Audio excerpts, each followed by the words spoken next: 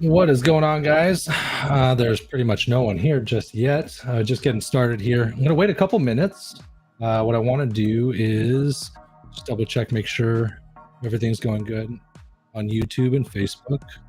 It's been a hot minute since I've done this, so I just want to make sure everything's good to go. Give some time for people to get in here. I do see some people on deck. What's going on, guys? I see you back there. Who we got? We got Josh in the lineup. We got Dave in the lineup. What's going on, guys? Can you hear me just fine?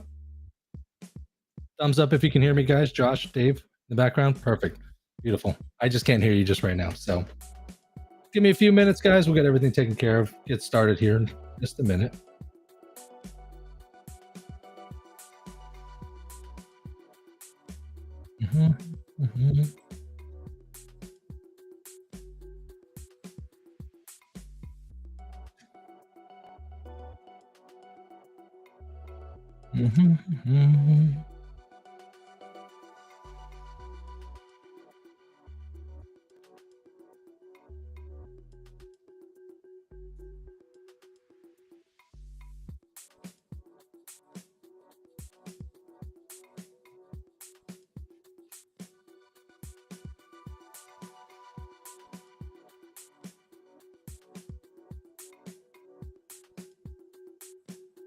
I don't know if you guys could hear that, but it was super loud in my ears.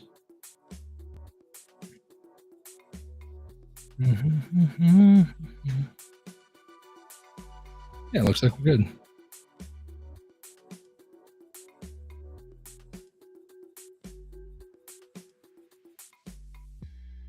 I guess we're good. Yeah. Texas Tint Pro, what's going on, baby? How are you?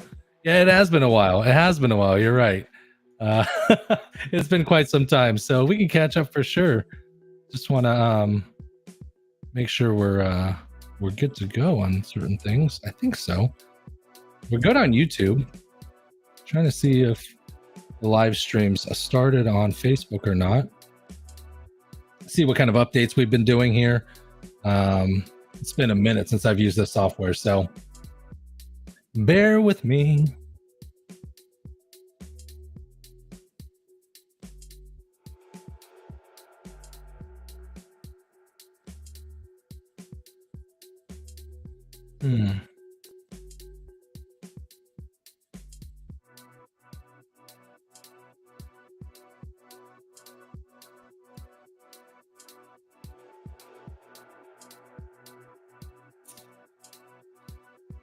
Not on Facebook. It's supposed to be on a couple of these here.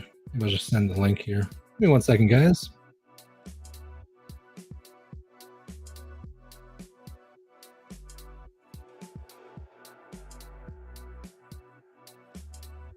When I can see it's not streaming on any of the Facebook stuff, so I'm just going to drop a quick link, see if anyone wants to join, and we'll just move on.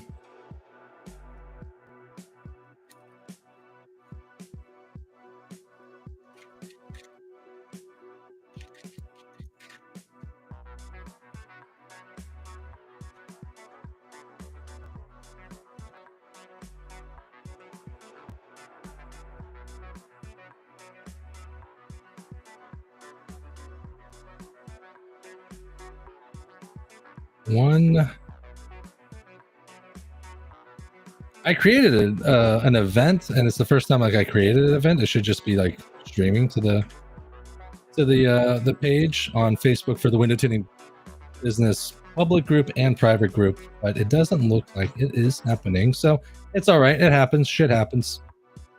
We move on. Ironically, it does look like we're we're good to go on the. I am streaming also from Dry Stream Prep's Facebook page, not a group, so I guess that works. Yeah. Oh.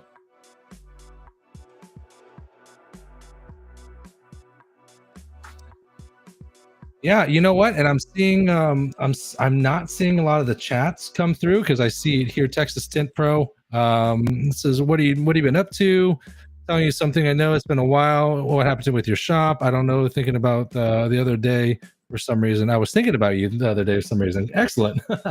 Yeah, I don't know why, but some of the I know you text us, bro. I know you're over at YouTube, so I can kind of monitor the chat there. For some reason, it's not popping up in my overlays, which is fine. I'm gonna figure it out. All right, so guys, we'll go ahead and get started. My name is Patrick here. If you guys don't know me, if this is your first time seeing me, my name is Patrick. I'm a full-time window tinter, instructor, consultant. I also am the inventor of dry shrink prep. I also manufacture, sell different types of tools and such as well. For the window tinting industry, I'm pretty much all in. It's been a very long time since, it's been a very long time since I've done one of these live streams. You know what? I've just been gotten busy for the last maybe year or two.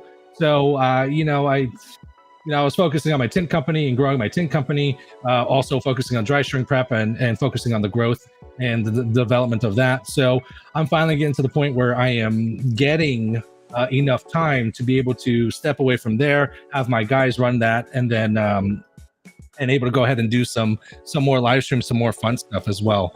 I am, for some reason, like I said, the chat isn't going through on my end, which is okay. You're always going to have certain problems and things of that nature when you're doing live streams, especially since you haven't done it in a while, or if you haven't done it in a while. So the concept and the idea of this live stream is that I'm going to be doing a bi-weekly live stream. Why bi-weekly, you might ask, is because I have my kids every other week. So when my kids are around, it's nearly impossible for me to do a live stream or anything of this nature. So we're just not going to do it.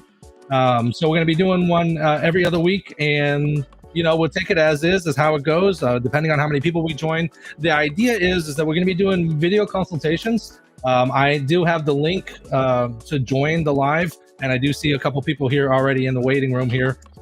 So what the idea is that have your questions ready, have your answers or questions ready, and just go ahead and join the live. We'll bring you onto the live stream, and we'll answer questions. If there's a lot of people, then we'll kind of minimize as much time as I have with you guys, just because I want to try to give everyone else an opportunity. And if there's not a lot of flow and not a lot of traffic, then you know what we can do? Then we can hang tight and answer as many people as we can and kind of stay there. So like I said, if you guys want to join in, you guys can go hit the link in the description, and that'll get you into the waiting area here.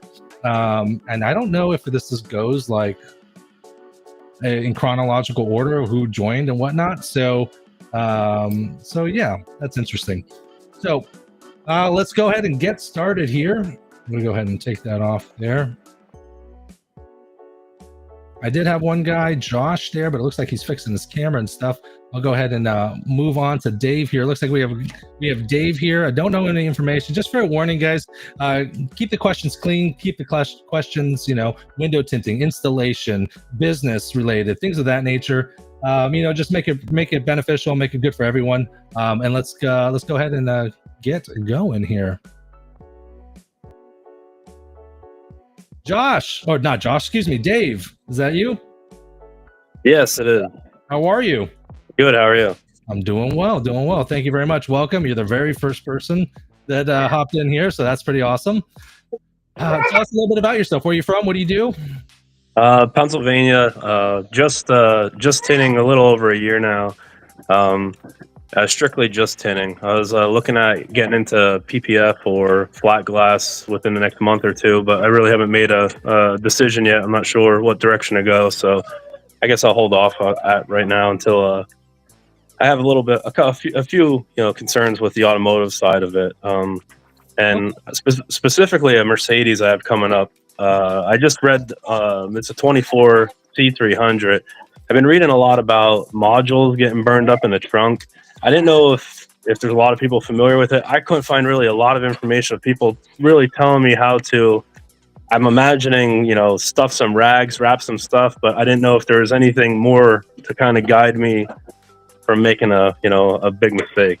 Cost a mistake? Well, that's a good question. Yeah, this started happening. Gosh, I'd probably say a few years back. 3-4 years back. Yeah, you can use minimal water, and then for some reason the computer modules are in the back in the trunk on the far right side if you're looking at the trunk. So one thing that you can do that I know that people have been doing is that they were able to pull back the lining back there, and then basically just stuff a bunch of microfiber towels. And that was, I mean, for the most part, that was working for a lot of people. The one thing that's a little scary for people is that they don't want to pull these Mercedes apart, and then like it kind of like scares them and intimidates them and things of that nature. But everything that can be put together can be taken apart and put right back together. But yeah, I mean, the best thing you can do is, I've seen some people try to stuff rags down there at the bottom from the back window itself, and I think that works to an extent, but it doesn't take, for some reason, it doesn't take a lot of water. It just takes a little bit. I've done it myself where I used minimal water. I kind of got away with it, but also other people were saying they were using minimal water and they got smoked. So best thing to do is that it is located on the right side, right by the wheel well, and go ahead and just pull that. You can pull that it's kind of like a carpet shag type thing. It's what the trunk is made of, and you can go ahead and stuff a bunch of microfiber towels back there. And then that should protect it. That's what I've heard from a lot of people, and they haven't had any issues or problems since then. Okay, that's kind of what I saw, and that's what I was leaning on. Do I have time to ask one more question about temperature? Yeah. We actually have a good amount of time. I had someone else on here. I think they're fiddling with their camera and stuff like that. So, like I said, if there's not a lot of people in the waiting room, then we can go ahead and just kind of keep going with it. And okay, cool. There. All right.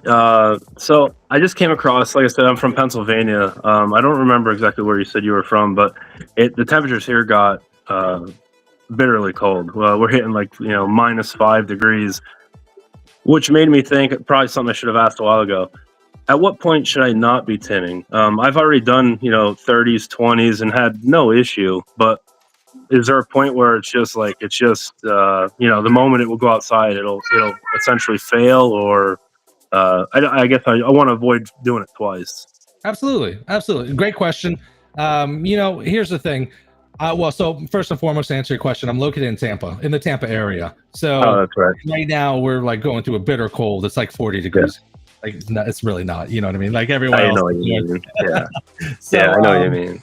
So here's the thing: it really kind of just depends on on where you're going, where you're working, and how you're doing your installs. If you're working mobily, obviously you're gonna have like a problem with hands being cold and being in garages that aren't temperature controlled.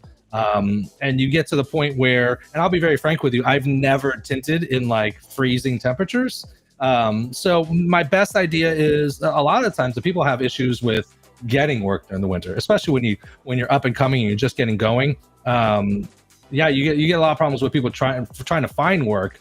But what I would suggest to squeegee out as much water as you possibly can.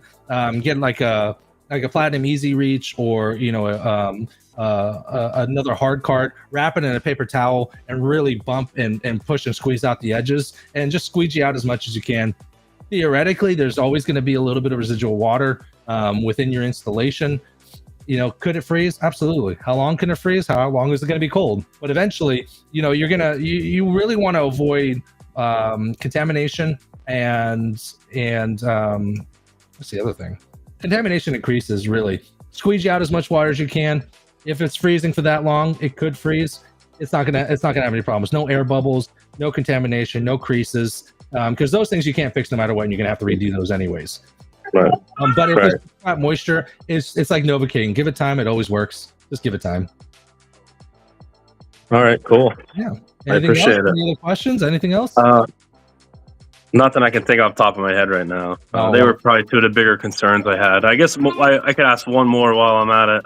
Is there anything you're aware of? I have another 24 BMW 240i coming up next week as well.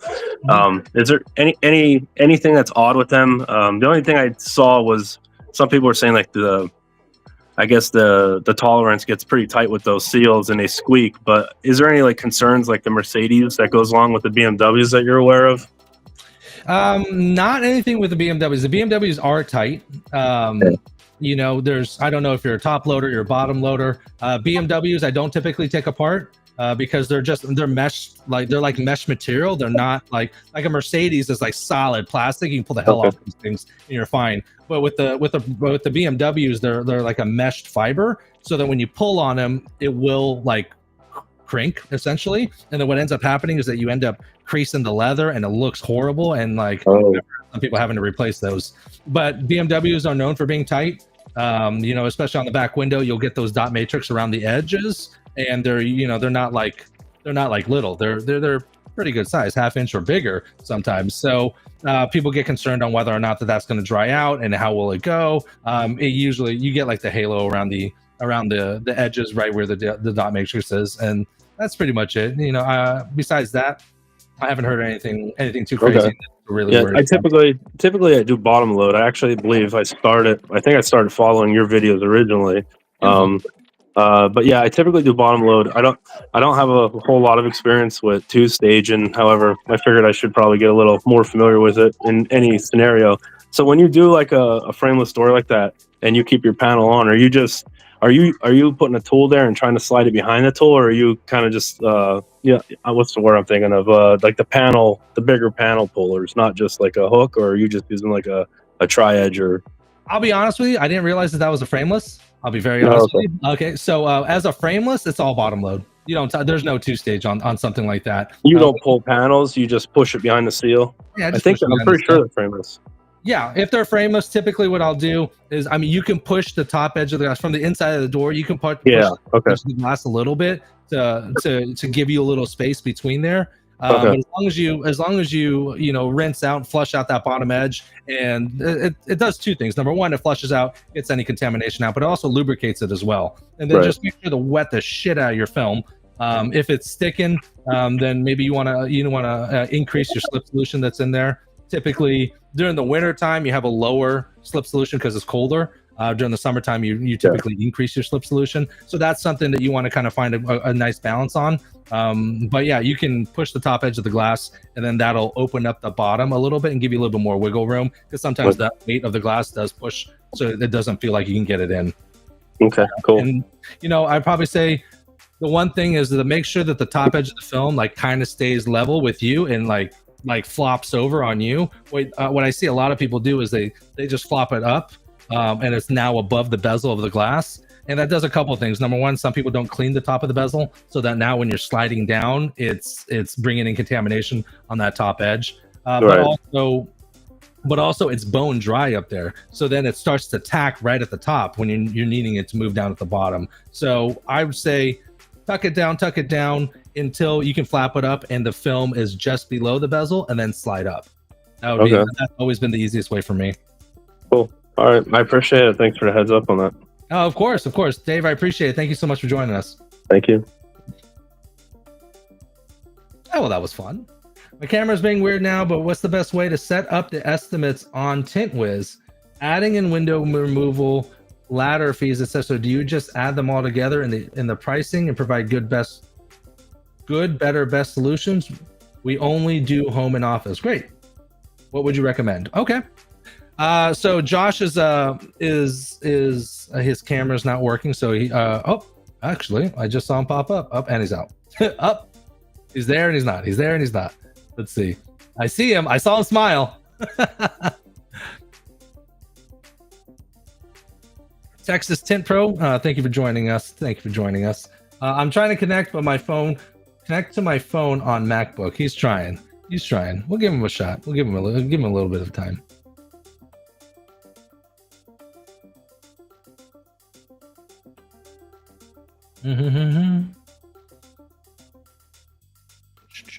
Oh, and I think we lost them all together, which is fine. Oh, we're working on it.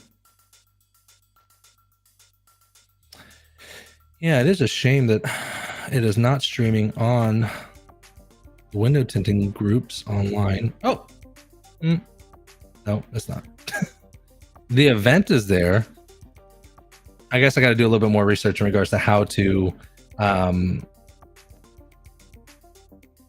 add this. Maybe I don't create an event. I just set it up so it's going to go. We'll figure it out. Okay. So Josh is trying to. Okay, so the question is, Mike, what is the best way to set up the estimates on TintWiz? Ladder fees, etc. Do you just add them all together in the pricing and provide good, better, best solutions? We only do home and office. Good, better, best solutions. Okay. So when I'm doing stuff like that, in regards to TintWiz and estimates specifically for flat glass, as some people, they charge a day rate and then charge film costs. Some people do $1 or a specific dollar per square foot. So whichever way you do it, it's not wrong. It's just it works for you. But like adding ladder fees it's just something that I'd have to do manually. That's what I do manually, and I just add them into there. I don't think there's a way to add those little things. Those just kind of add them up into there. And I just never. But the thing is I never really break down like how much do I charge for ladder fees, this, that. Like I just tell them all, it's all what needs to be done to get the project done. So yeah, I would just all add it up manually and then add it together to be able to give you the total amount on the proposal. I want to see if I have a sample here, something I can show you. Yeah. They don't line on it like that, and what I would do as well is I do write a ton of notes. Whether you have like one person that is that's just you in the entire business, or maybe you have a sales team and an installation team, and and yourself.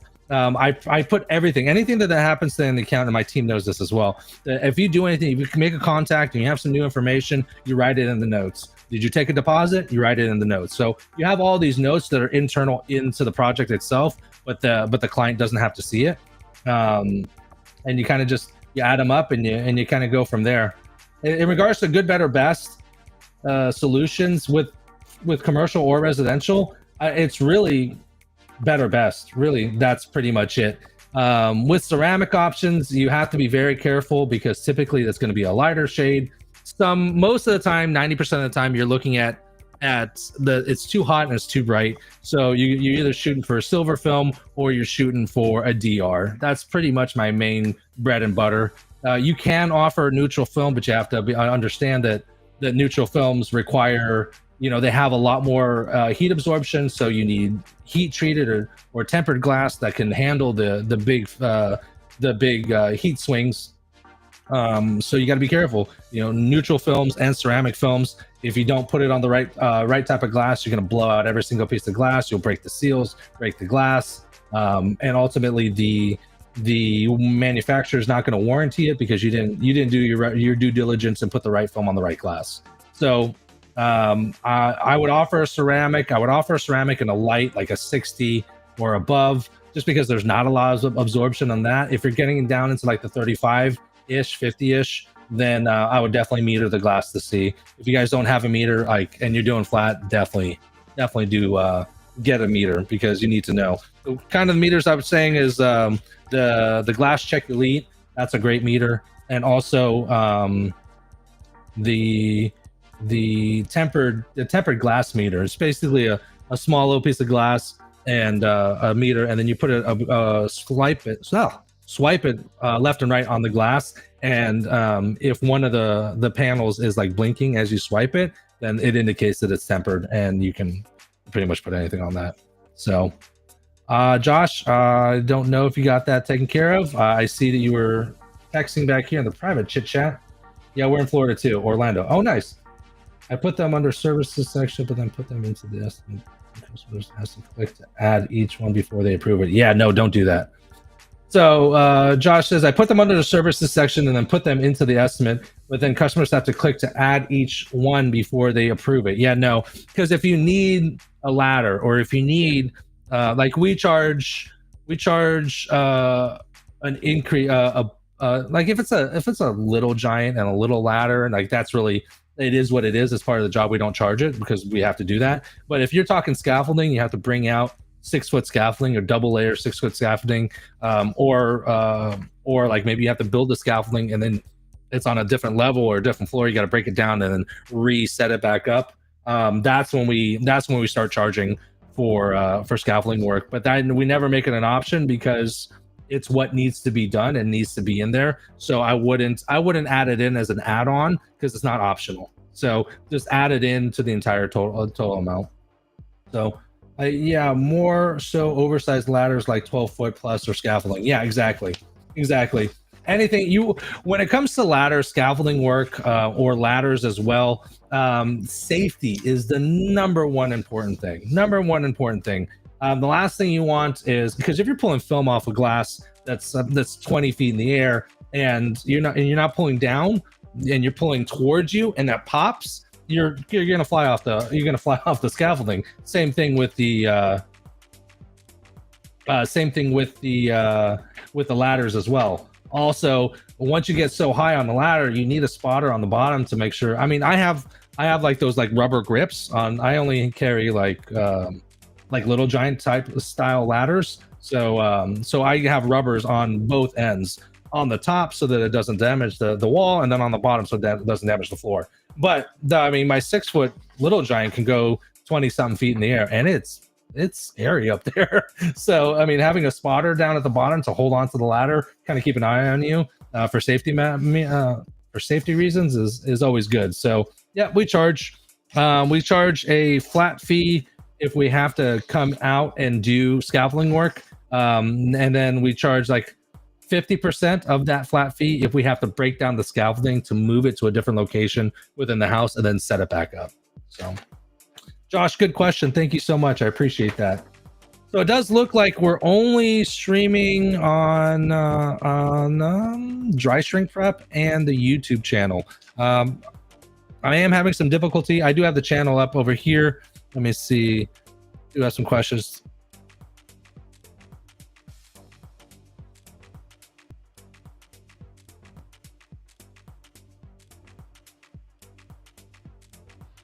All right, so one question from the YouTube's chat here. Any tips / info on how to promote my business? I'm a brand new entrepreneur.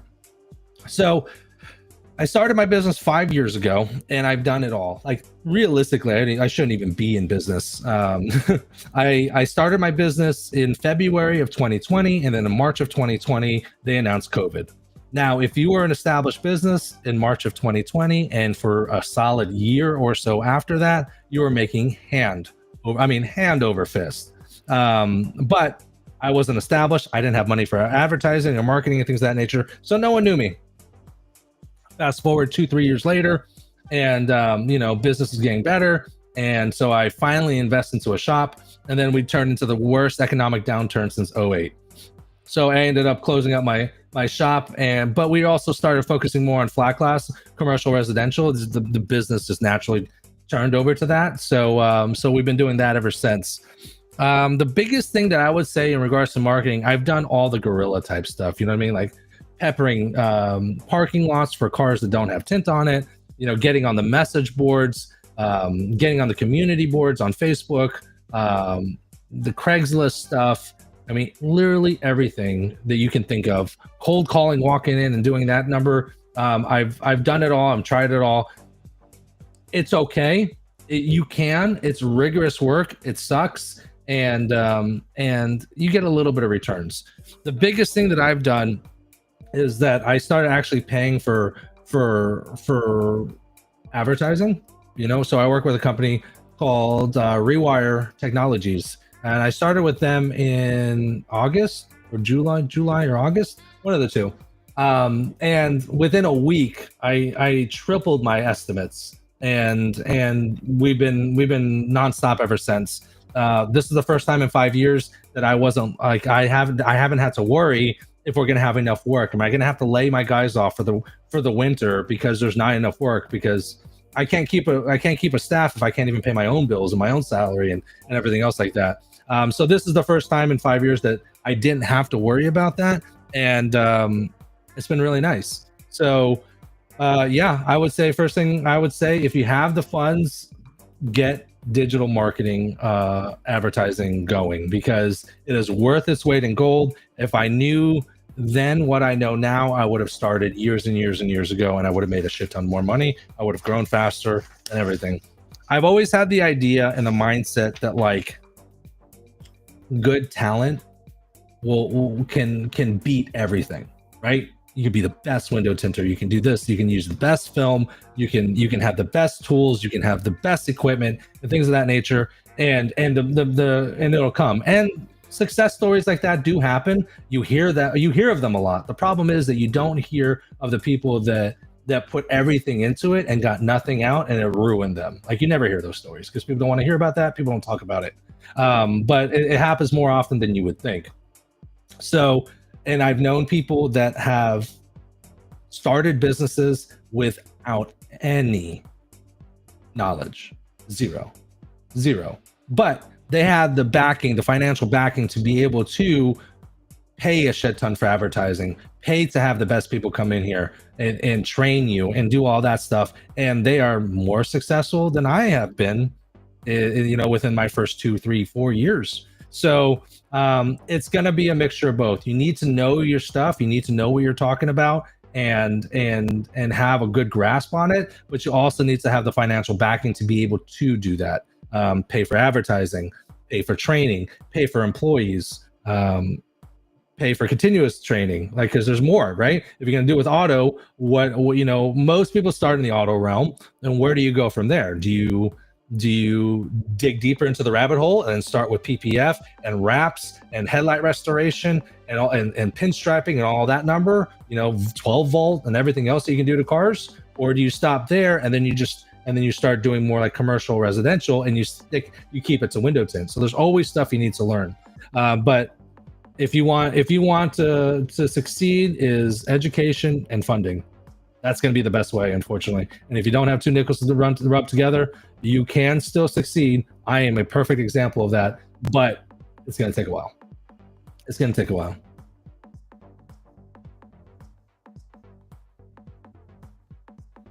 All right, Josh came back. Dave, I see you're back, brother. If you have some more questions, hit me a thumbs up. I'll put you back on the stream. I can't hear you when you're in the background, but if you give me a thumbs up, I'll put you back on screen and we can do some more questions if you have more, brother.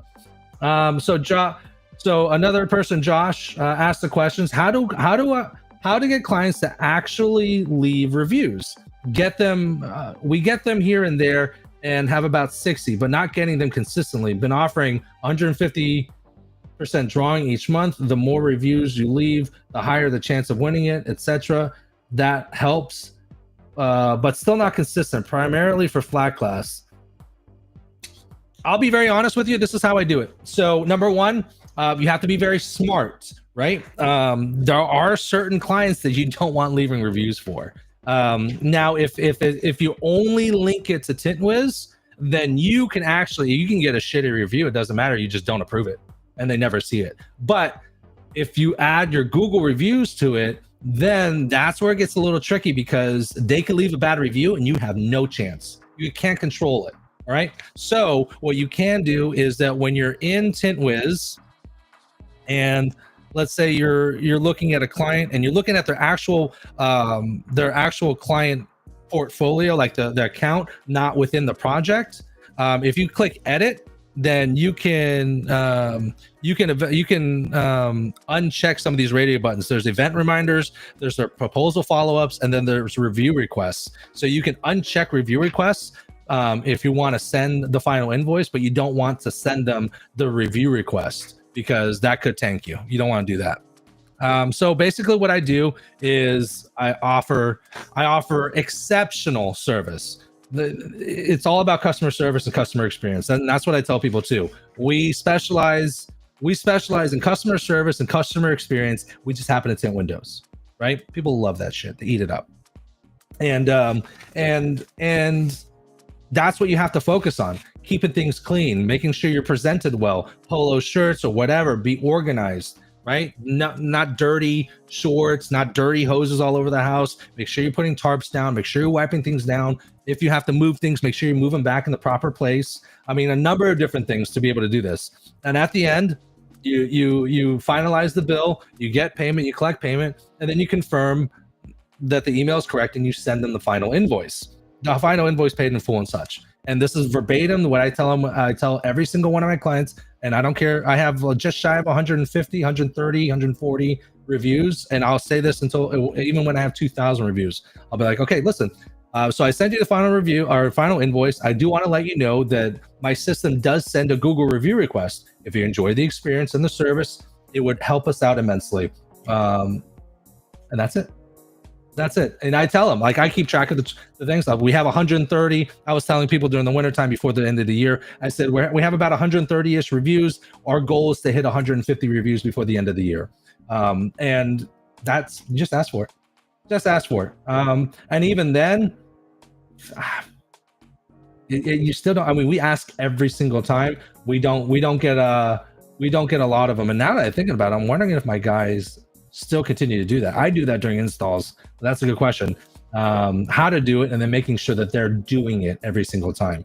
Just ask for the review and feel out the client. If the client is a red flag client, they're OCD. They can't take a realistic expectations conversation. They're a pain in the ass. They ask a fucking 27 million questions. They're over your shoulder when you're doing installs.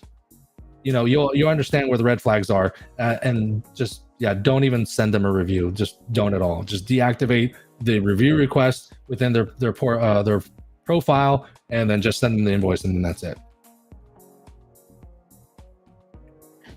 Josh, I hope that answered your question here. Let's see here. T-Town Tints, hello, sir. Hope all is well. T-Town, thank you so much. And I think everything is good. Everything's good so far. We're only streaming to a couple things, so I'm not too happy about that. But it's a work in progress. Work in progress. What would you recommend as a budget back then and in your beginning stages? The budget is the amount that is required. You don't want to go half-ass. And so I spoke with my marketing guy, Eric, and you can't go down a certain amount, because then it's just pretty much ineffective, right? If we started getting bombarded with leads and we're booked out 2 months and I don't need any more leads, I would probably take my spending down, no lower than $500, just because I don't want to have to reset the entire thing. But monitor how many leads you're getting. You have to understand when you're spending money for leads and advertising, or for advertising to get leads, the goal is to get the leads. But that's it. They've done their job. The marketing guys have done their job. They got the leads. Now it's your job to contact the lead, book the estimate, set up a good proposal, set up a good estimate, make them feel good, offer them film options, close the job, install the job, and close it. So like there's a cascade of things you have to do. So for example, we run, I have one main installer, I have one sales guy, and then I have me. I'm in and out of the field maybe every other week. I don't do a lot in the field now, just because the business is growing to the point where like I'm required to stay in the background to be able to do logistics and manage film costs and things of that nature. So I spend about $2,500 a month in ad spend, and that has kept us busy. Now it is the slow time. It's the worst time of year. So I'm curious when, like for me, Q2 and Q3 is usually my more busier times of the year. Actually, I'm having a phenomenal Q1. I mean, I know it's the end of January already, but I'm having a phenomenal January. So it's going to be interesting when I have a full year of advertising, like when are really my busy times. So I'm curious what it is. Ask the guy that you're doing marketing for or marketing with. I'm a really big believer that the people that know what they're doing, like people go to you because you're a window tinter, right? Because they don't know what they're doing. They need to pay a professional. I'm not an advertising guy. And the more time I have to spend trying to figure out how to build an ad and how to promote it well and how to boost it and how much money to spend and what's the demographic, all this stuff, like that's not me. I'm a window tinter, right? My job is to build a business, build a company, and fill my guys' time. So I'm a big avid believer in letting people that are the professionals do it. So that's why I love the guys over at Rewire Technologies. They know what to do and how to do it. And if I need to scale it up, I scale it up. So find a good person to work with. And if they, however, let's say you're spending $1,000 a month and you're only filling up half your time, then logic would say that you're going to need to spend $2,000 to fill your full time. right? And maybe a little more so that you can get maybe that 1 or 2 more leads to pay for the next month's advertising. I hope that answered your question. How much can you make as a solo owner? That's a very good question. Realistically, by yourself, if you're doing automotive and flat glass and this or whatever, you can probably make 100 grand. Yeah, I'd probably say so. You know, you do everything. The hard part with that is that like you end up you're restricted to how long you can do on a project or how many projects you can do at a time, and then you end up getting backlogged, which is good for you. And you can make X amount, but you're limited to the amount of money you can make with just you, right? So for example, we're expanding our flat glass team. We're adding 1 more at the beginning of the year, and we're trying to add another installer by mid-year towards the end of the year. So I can make an X amount of money off of 1 installer, and then but simplify the process, get all the systems down, and then all I do is multiply that. I get another installer and get another installer, get another installer. Now you're working off of volume. You can offer a little bit better pricing because you're working off of volume. I've learned that you can close a lot more deals because you're working off of volume, and you can make more money across the board because now you're making a percentage of all the installers. But by yourself, as a solo installer, as a solo owner, I would say realistically you can make 100 grand, give or take. You know, it just depends on how hard you want to work and what your work-life balance is going to be. So.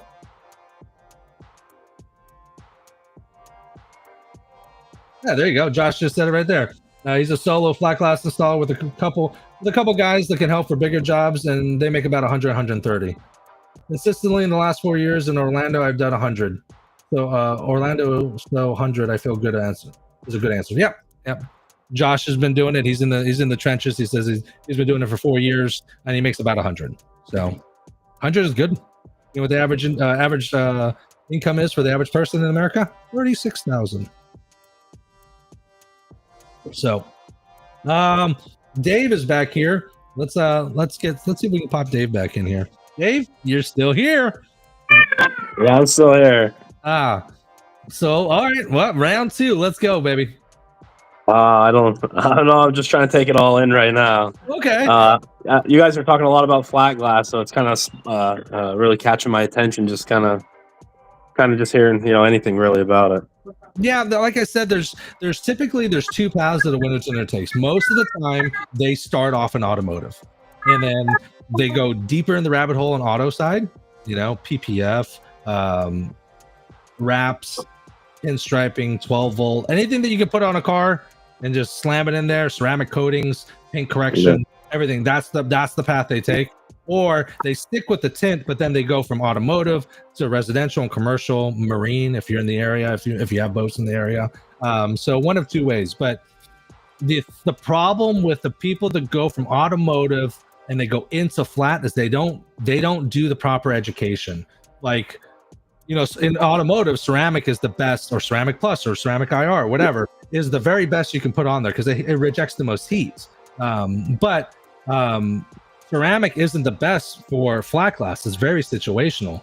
You need to educate yourself on what types of glass they are: annealed glass, tempered glass, heat strengthened glass. Is it single pane, double pane, triple pane? Is there a low E coating? Where is it located? What kind of seals is it? I mean, a number of different things, so that you have to know and educate yourself before you start diving into it, because it could be a very costly mistake. You put automotive film on flat glass. You don't realize it. You break every window. Now windows are expensive. You got $50,000 worth of windows. They sue you. You're under. You're done. So educate. There's really great Facebook groups out there too that can help. And the window tinting business group is not just automotive; it's all window tinting. And check out some groups on Facebook as well. Those are always some good ones.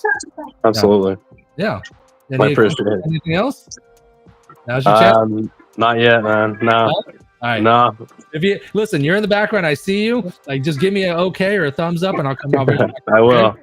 All right. Nice guy, Dave.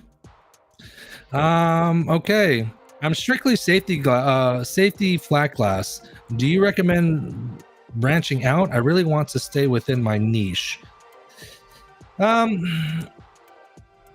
It kind of just depends. It's okay to be niched in as long as you're getting enough business for that. The problem with safety glass, now I'm assuming you're talking about like security films and wet glazing and things of that nature.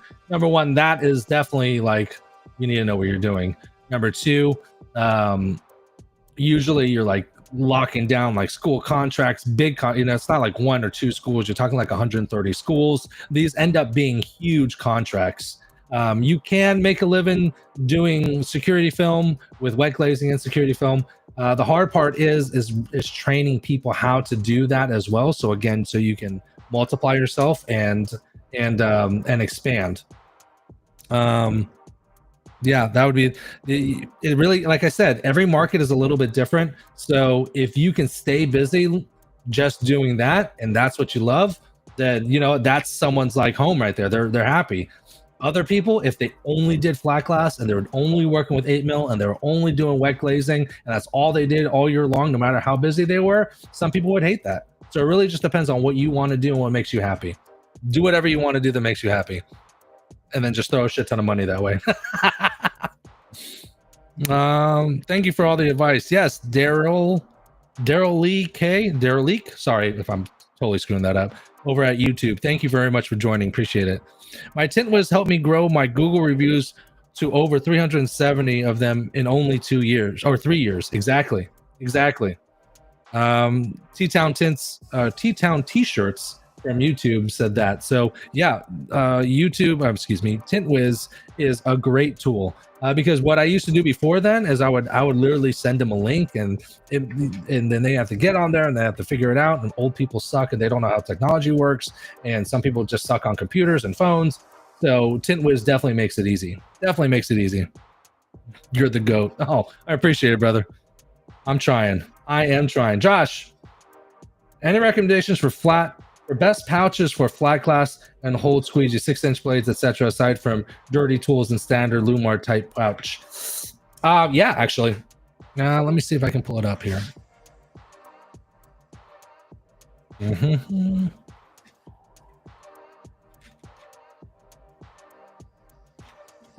Yeah, I'll show you right now.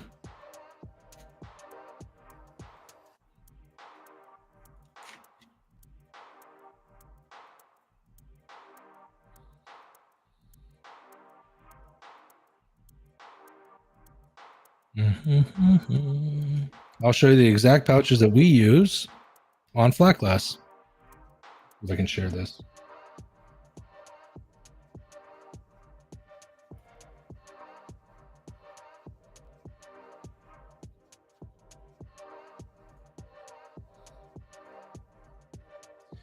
So if you go over to Lowe's, there's the Tough Built stuff right here. These are amazing because they come with these little clips. Let's see if I can find one. So they come with these little clips you see right here. So these clips can clip onto a belt, they can clip onto everything, and you see that little triangle right there, that goes on to the back of these, and they're super easy. You can just click them on and clip them off, and they have a little pull out here. And I am pretty sure that that's the exact pouch that we use. I'll use that for one side. And then I don't like this belt is thick. That's for like if you're having like a really, really big project. They usually have smaller belts. Let me see here. Oh, actually, you know what? They don't have smaller belts. I use the belt from Quick Draw Tools, which he's not making anymore. So you can just grab a regular belt. You can grab these belts too. They are comfortable because they're thick around, but during the summertime, they do get a little hot. Let's see if I can make that bigger. There we go. So these belts are good, but they do get a little hot during the summertime. But yeah, you just sew on one of these little clips, and it goes onto the back of the pouch. And for this pouch in particular, this is the one that I use right here. And I put my installation squeegee here. I have everything. My blade clicker. I hold my blades in here. I literally have everything. The only thing that I change, because with flat glass, I don't like my tools being in front of me. I like my tools being to the side, because I'll be walking up ladders, or I'll be climbing ladders or something. I need to move my knees up. So if I have my pouch in front of me, then that doesn't happen. So this actually goes on my side, on my left side or right side hip, And then all I have is a hammer holster, and what that goes on my other side. And I have one of those, it's like an Unger squeegee, but like I can adjust the length. So what I do is that when it's in my holster, I put the handle all the way to the end, and then I can put it in the holster, and you're good to go. Whereas if and then when I'm ready to clean you use the squeegee to clean, then I move it to the center so I can squeeze, just like a big like 18 inch squeegee. So yeah, that's pretty much all I use. And then the great thing is that like you can keep that clip on your belt, and then you can like adhere the same clip, like maybe in the back of your van, against the wall, in the shop, so that you can take the clip and you can move your belt, and you don't have to take the whole belt off.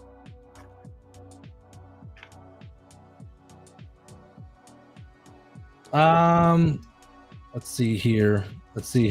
What do you think is the best way to pay your guys? Per square foot, flat rate per day, hourly, etc. We do per square foot now, but seeing what other people are doing. Here's the thing is that I try to take good care of my guys. I do. For the longest time, I was a third. 33% goes to the owner, 33% goes to the business, and 33% goes to the installer. I thought that for years. And then I did I did a podcast with Mike Norg from Houston. If you guys don't know, he does autofill mastery and all those other things. And Mike broke me off and said that he does 25, 25, 25, 25, 4, right? So he does 25% to the installer, 25% for material costs, 25% for the business, and then 25% to the owner. And then that's your profit margin, because as an owner, you need to be making a profit. That's the point of running a business. So I have been doing 25%, and I've always done 25%, and I can keep my guys fed well. And realistically, when I left the old shop that I was at, they're paying their guys like $1.25 a square. Other guys just pay $1 a square. So you really have to lay film down. My guys right now on average are making around $250, $260 a day.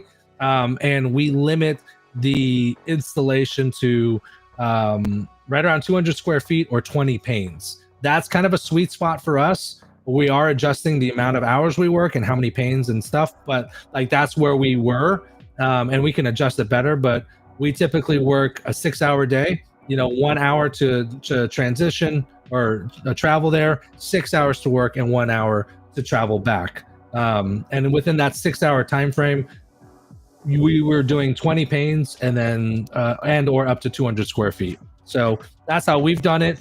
I don't want to work my guys to death, right? I'm not asking them to sprint a marathon, but I do want them at a healthy pace, right? I don't need them crawling either. So, and that's pretty much it. And then we just book it more. We are going to change it to 8 hours a day, but we're going to go. We were doing 6 hour, or it's really 6 hours of work, but it's still an 8-hour day. But we're doing that 6 days a week. So we're going to change it to 8 hours a day, 5 days a week. They end up making a 10%. They're working 10% more, and they get a little bit more money. But I don't think with that, if you're closing at a decent rate, there's no reason why your guys can't make minimum $50,000-$60,000, and that goes another $50,000 or $60,000 as profit to you, and then another $50,000 or $60,000 into the business to be able to cover business expenses and overhead, things of that nature, and then another $25,000 to film costs. Yeah, but sometimes what we do, and I'll be very honest with you, sometimes we adjust it a little bit, where like maybe the film costs a little bit more, so we can't raise everything across the board, because then we won't close the deal. So maybe film costs might go up a little bit, but we just offset that. Hope that answered your question, my friend. To know the questions, hey, just wanted to let you know that you're one of you're the one who motivated me into getting into the business. Now I'm hitting $1,000 days. Fuck yeah, that's awesome, man. To know the questions from YouTube. Hey, man, that's great. That's amazing. That is amazing. I'm glad my videos are helpful. And like I said, I didn't forget about you guys. You know what? The real answer is that I was spending a lot of time on YouTube and live streaming and doing all this and the online presence. but it's very difficult to make a livable wage doing that. So so I focused on the YouTube channel, my window tinting business, and then I focused on dry shrink prep and manufacturing, distribution, things of that nature. So we're finally getting to the point where my guys are being able to run those self-sustained, and then I can focus on other things I want to do as well. Dave, I still see you there. If you have any questions, let me know. We got about 5 more minutes left, guys. So thank you very much for joining us, guys. I might get maybe 1 or 2 more questions in, and I'm going to call it for today.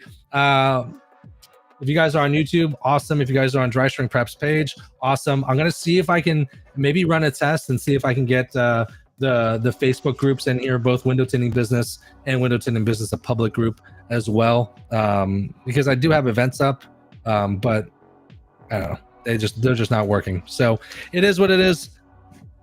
Learning. Yeah, Daryl Leak TV over at YouTube says, I would love to join the next stream. Hey, listen, here's the thing. Anyone can join the stream. I linked the link, the share link here, and then maybe what I'll do is I'll put it somewhere else. So, but I do put it in the descriptions of the videos. At the very bottom of the description, we'll have the link. I'm not gonna. It might change every stream. I don't know. I haven't really. I'm still fiddling with this. So all you have to do is go to the descriptions, go to the very bottom, copy paste the link into a web browser, and it'll put you right in here, and then you can definitely join us. So we'll be back here. I am going to be doing these live streams bi-weekly. I'm going to focus on going on Wednesdays at 7 o'clock. I think that's good. It's right in the middle of the week. And then we're going to be doing every other week because I have my kids every other week and I can't live stream when they're around. It's being a single dad and taking care of both boys at the same time. They need my attention. So let's see. One more question here. Let's see here.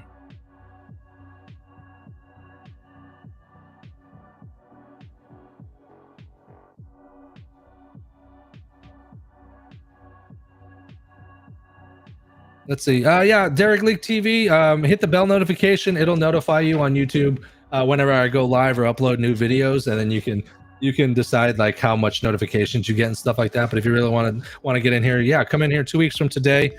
Let me see here. Let's see. All right, one last question here from Josh here. Josh says, with Lumar Expel Frost, I sometimes have an issue with corners. I do relief cut, but the film still tends to sometimes not tack down. I do apply pressure and etc. and to the side, it tends to meet 2 cuts. Right side meets bottom corner. Okay, so I know exactly what you're talking about. If you guys are working with Frost is super finicky. Frost, you have to have a very clean cleaning process. Everything needs to be clean because even just a small speck, you're gonna see it in Frost. And I noticed this because I did use Expels Frost for a while early on, and their adhesive was just so grabby. I literally needed 2 people to do it, and I don't know if it was removable adhesive or whatever. I don't think it was actually. And what ended up happening is if you don't wet it enough and it tacks, because as you're reverse rolling, if the liner hits the glass, then it essentially squeegees that part and it's dry. And the second that the frost hits the glass, when you pull it off, the adhesive comes off. And then so you have to redo the entire thing. Take your time with Frost. Take your time. And the best way that I've done it is that I cut it out only 1 inch bigger than the actual dimensions, right? Because you don't want crazy excess, because that just increases the probability of you creasing or drawing in more trash. So I only give about 1 inch extra, no more than 2. And then I relief cut the corner and I take my time putting that corner in. And then as well is you have to go from the corners and come in. Some people start in the corner and they go all the way across, and right at the very end, they just try to nick it. You have to have it just right where you're kind of turning your blade in so that the film doesn't go too big and it lays over. So best thing to do is come from the corner, go to the middle, come from the other corner, go to the middle, and then that way that's the best way to lay it down. Because if you crease it a little bit or get a little trash in there, Yeah, you're right. Frost won't lay down. It's super hard. So the best way to avoid that is to not crease it and just take your time when you're doing it.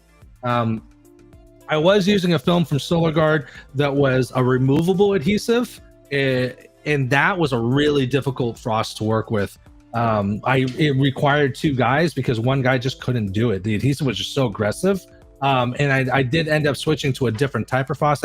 I switched from their clear frost to their milk day frost, I think it was, and it's not a removable adhesive.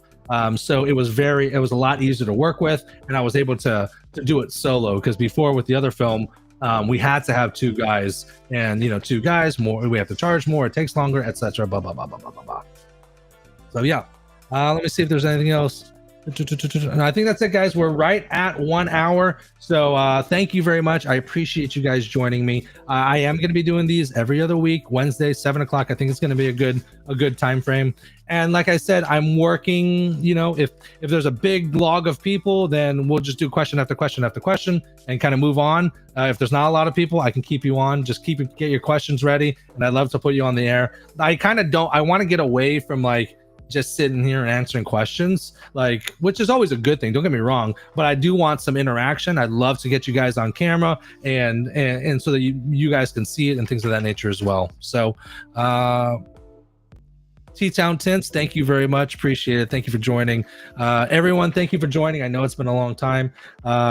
Check out the window tint groups over at Facebook, Window Tinting Business and Window Tinting Business Public Group. If you guys are watching on YouTube or not on YouTube, check it out on YouTube, Window Tinting Business. And I guess that's going to be it for today. Thank you again, Dave. Big shout out to you, brother. I appreciate you coming in here and joining the live stream. You're the first guy to do it. Super excited. Josh, I know you had some camera issues. Maybe next time we can get you in on the camera. T-Town Tints, Derelict TV. To know, where did you go? To know the questions over at YouTube. Texas Tint Pros. Thank you guys for joining. Thank you very much, and we'll talk to y'all soon. Have a good one, guys.